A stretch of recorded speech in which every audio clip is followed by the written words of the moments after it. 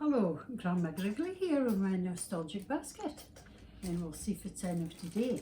Now, this is before my time, but this is stuff that I've collected because I used to work with people with dementia and Alzheimer's disease, and I collected all this stuff. And it was all stuff for the wartime. And this here in the box is a gas mask. Okay. Now, I can't mind in gas masks, but this was one, and it's belonged to a Jane Beadle. I'll put that aside. And now, I wonder, does anybody ken what this is? Near a lot of folk kens what that is. Well, if you dinna, look at this. This was, see from the seafarers get out to sea, they had a kit bag, and so did some of the fishermen. And the kit bag had little eyelets round it up. And this fed round it up, and then it closed, and you put your lock in here. And I remember one lady, she started being off upset when she saw us because her husband worked in Scapa Flow. And he would send back his kit bag to her to do all the washing, and he would send back a cake of chocolate. And she would have the washing all done and ironed, and she would put in ham bacon. And back it went to Scapa Flow during the war. And when she saw this, it reminded her of hard times. But it was okay, because it was kind of a happy sadness. This is another thing that sometimes folk didn't ken. And then this was for the for polishing your brass buttons, and you just slid it in here and you polished the brasso, and it saved your uniform getting all clattered in brasso. And then the bits up here was to get your epaulets all cleaned. Now, I bet you didn't ken that. Well, you maybe did. Now, this was the National Registry identity card, and this is what everybody had to ging about with. Everybody had to ging about with identity card.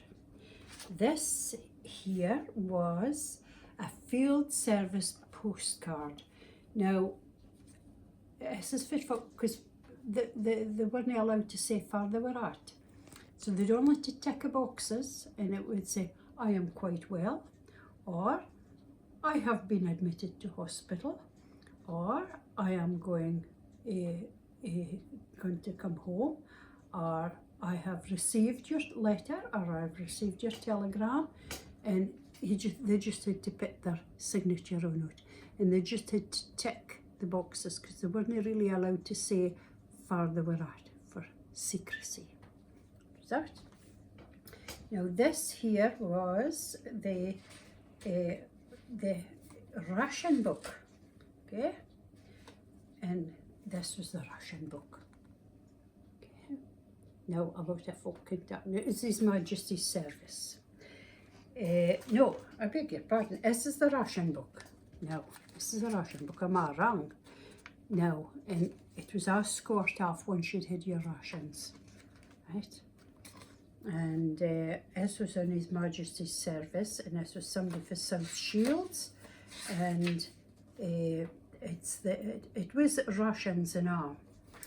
And then this was, nobody wanted this because this was the telegrams that folk would get.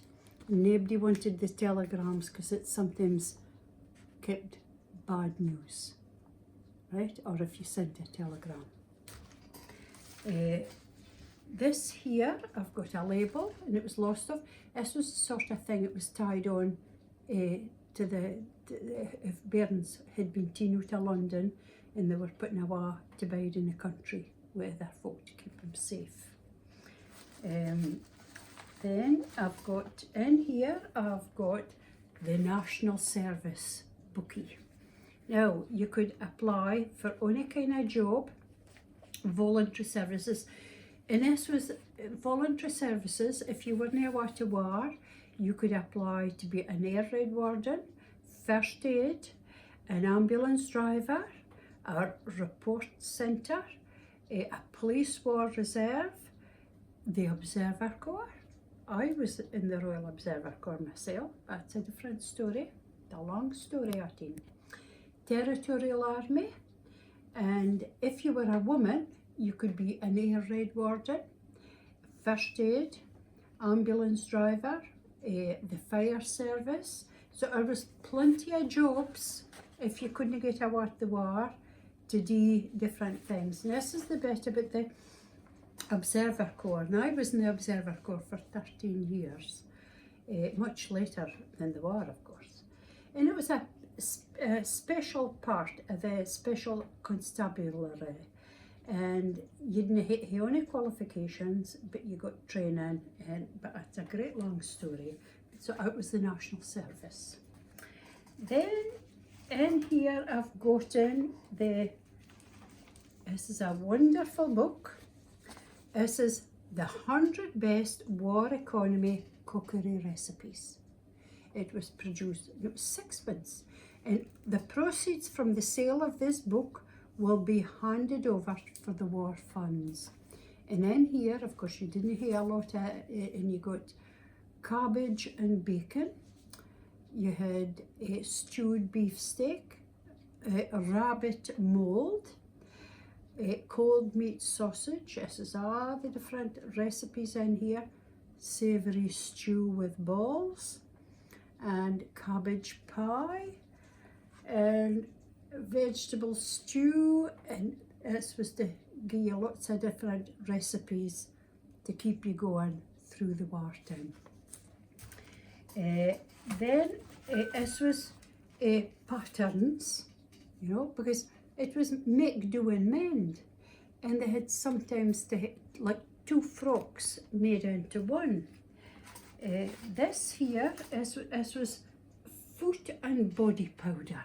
This was army issue, and it says in the back here, after washing the feet and body, apply the powder freely, particularly between the toes and in the groins and in the armpits. And this is army, are still powder in it. This here I've got a war pictorial, and this is from 1939. So there's a lot of interesting articles in here for 1939. This was before the war started, but they were just getting going. And it's a very interesting book. Off a fine for bairns that are learning about the war. What else have I got in here? This is the sort of thing the Home Guard got, right? And it says, in the years our country was in mortal danger, Herbert James Herman, who served 17th of June 1942 to 31st of December 1944, gave generously of his time and powers to make himself ready for her defence by force of arms and with his life as need be. And it's signed George R. the First. In here, this is a poster, and it's about keeping your hair covered, right? And that's it, cover your hair for safety. Your Russian sister does, right? And I have a lot of different newspapers for that times, and this is about the blackout, right? This here, and this was fit you had today, your blackout, and fit you had to dim your indicator. My mum was a bus conductress during the war, and she had to gang in the bus with no lights, and she had to memorise every stop and recognise every stop to let folk on and to let folk off during the war. This one here is about how to put on your gas mask. This picture here. Now, look at that. That's instructions on how to put your gas mask on. So it's a lot of very interesting things on here, which would take far too long to go through. And just recently we've had VE Day, and this is some papers to do with VE Day in the war, and there it goes. So it's too much to go through it, I think, but it just gives you a wee taste of it. Okay, Grandma Griggly, tatty bye.